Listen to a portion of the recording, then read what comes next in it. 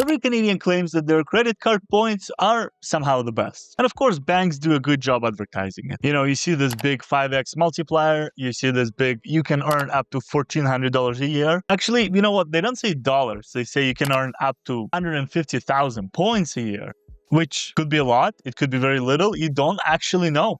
I personally wouldn't. And of course, we're more into finance, so it's a little bit easier. You start thinking about this stuff. But when you're just a student or somebody who is just trying to get by, signing up for this card, you don't always know. For years, I've been with RBC, and I had that card where you earn 2 points every dollar. What is it called? Let me look it up.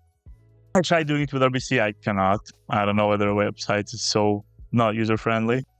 I found it. It's RBC ION Plus, although I believe it wasn't called that when I had it in the past. But anyways, for, many years, I would say, I've been using that card because it was free because I was a student, and otherwise it would have been $48. So I felt like it was such a steal. So that was great marketing by them. And yeah, I was earning 2 points for every dollar spent. It was so great. For some reason in my head, of course, it was like 2%, although at the time I wasn't actually thinking in percentages, I was just tapping it. But, when the time came to redeem them, all I could do was get a pair of headphones. And I mean, they were good headphones. I don't have them by me, but they were Sony XM4s, so that's awesome.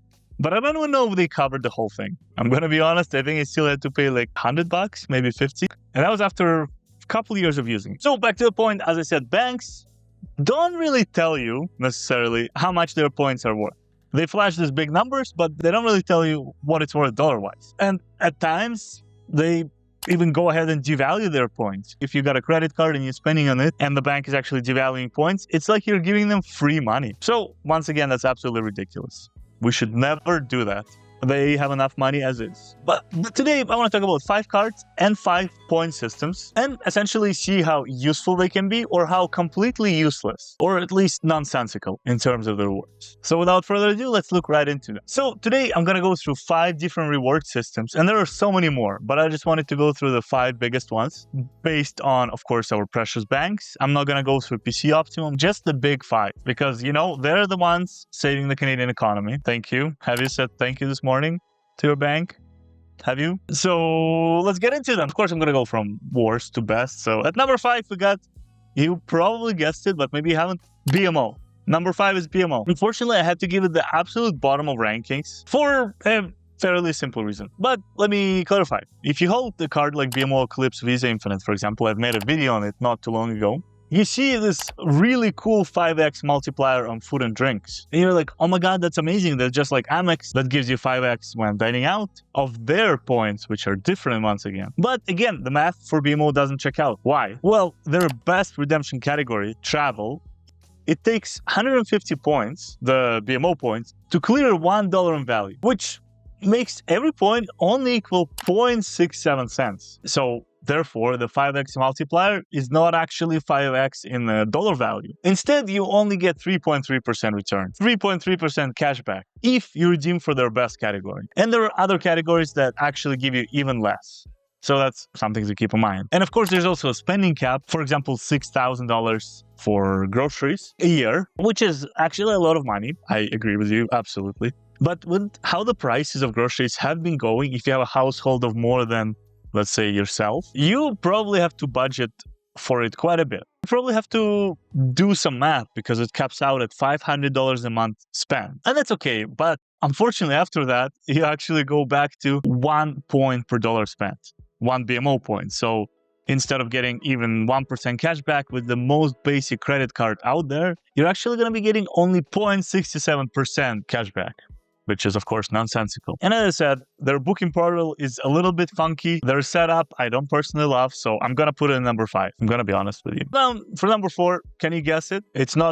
Somehow it's not RBC yet. It's actually TD Rewards. And TD doesn't have any really cool cards that, finance YouTubers talk about. I think I've only talked about one of them, the TD Aeroplan Visa Infinite, which I made a video on, but that one actually gives you direct Aeroplan points. So this one is a little bit different. Here we're talking about TD points. And I think the best example of that would be probably the most popular card that they have, which is TD First Class Travel Visa Infinite. Of course, again, when you try to sign up for it, you see this beautiful earn up to 146,000 points. And they also give actually a dollar value of $1,300 for this card. But again, what does this 146,000 points mean? Because, okay, that's awesome. Of course, one thing TD is kind of well known for, I suppose, is its partnership with Expedia. So with Expedia, you get 8 points per dollar spent when you're buying on it. And you have to use, of course, Expedia for TD, not just a regular website, but that's besides the point. So you get 8 points per dollar spent on that. For dining, you actually get 6 TD points. What does that mean? Nobody knows.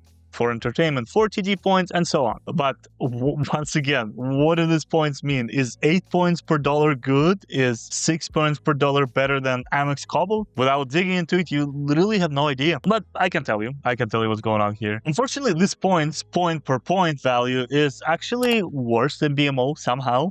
And in the best case, you can redeem 200 points for $1 at Expedia website. TD for Expedia or Expedia for TD. And this is kind of their partnership. And if you try to redeem against other things, such as gift cards, some sort of shopping, it's going to be even lower. The redemption for Expedia is not too bad. And once again, this card is more famous not for its points, but for, its travel insurance and all that stuff. So of course, potentially I'm comparing apples to oranges here in terms of how much you earn per dollar spent. But if we talk about redemption, that's kind of where we end up.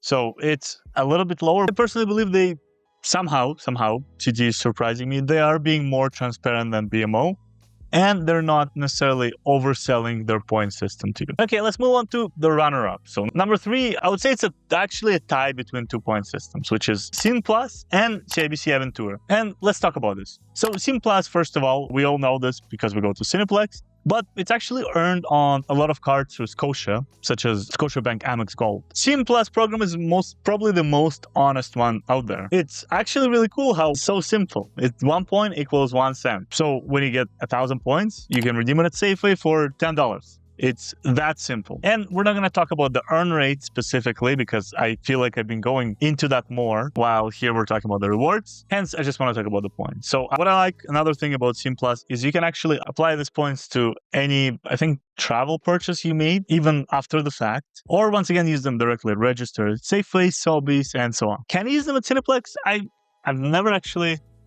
Nice, you can use them at Cineplex, but it's the same redemption, so it's not actually that crazy. I don't know why I got so hyped. And I think I have talked about this before, how my favorite card from Scotia, obviously, is probably Scotiabank Passport Visa Infinite.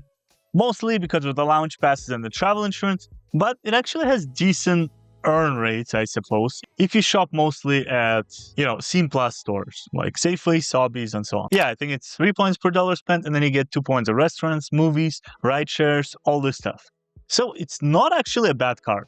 And okay, of course, I wish it was cashback, but these points are still 3% back in value or 2% back in value. And I've made a video on Scotiabank Passport Visa Infinite. You can check it out if you want. But once again, as I said, the most honest program out there. And of course, the reason it's honest is it wasn't, I don't think, invented by Scotiabank. It was just purchased by Scotiabank. So there you have it. And of course, CIBC Aventura is not bad at all, actually, itself. While their points are not as straightforward as Scene Plus, there are different tiers of it. For the most part, you can actually get a somewhat decent value, I would say, for the money you spend. And I don't know if they have any amazing earn cards. I know I've had CIBC Aventura Visa Infinite in the past, and it was just okay. I mean, it was very much middle of the pack.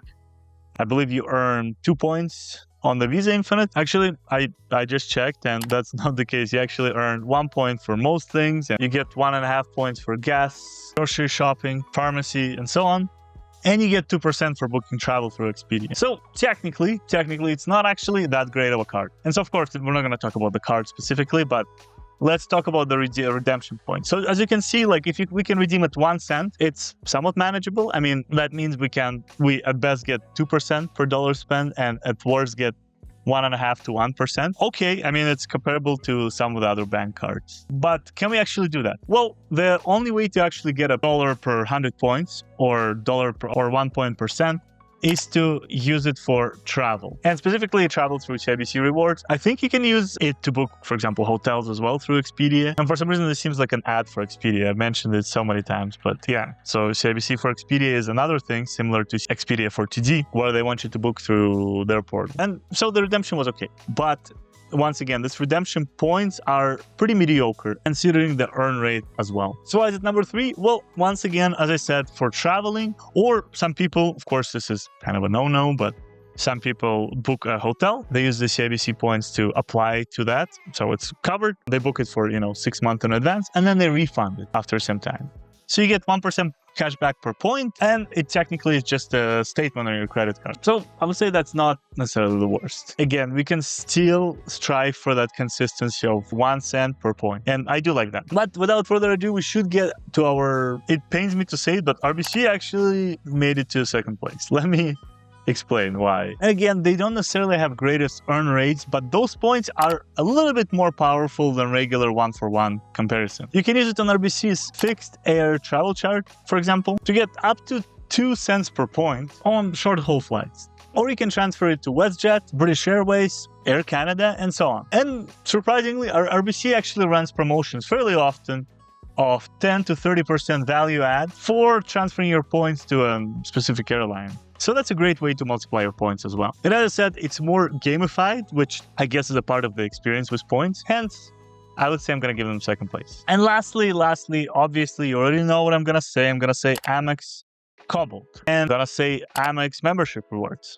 And you would be absolutely correct. I mean, there is no comparison at the moment. So let's say with a Cobalt, as always, you earn, so not only do you earn 5 times points on dining, on groceries and going out, the redemption is also incredibly powerful. And this is the main reason we're talking about it, right? It's not just about the points themselves, but the redemption. The biggest one is one-to-one transfer to Air Canada Airplan. By transferring to Airplan and booking, somewhat strategically, you can often get 2 cents, 3 cents, or if you're going more business class or whatever, up to 4 and 5 cents per dollar spent per airplane point. So that, of course, you need to be traveling, but that turns the 5x spending that you do on groceries and going out into a 10-15% return if you, once again, plan strategically. And if you use them for regular statements, you don't feel like traveling, you don't want to do a whole lot, it's still okay. It's 1 cent per point, which is still pretty good. And once again, if you don't spend them, you can still fairly consistently redeem them as you want. But in my opinion, Amex really gives you the highest floor and the highest ceiling with their points. And honestly, it's the most fun. Similar to RBC Avion, they also do transfer promotions and other membership rewards. And I mean, the customer service is just unmatched. It's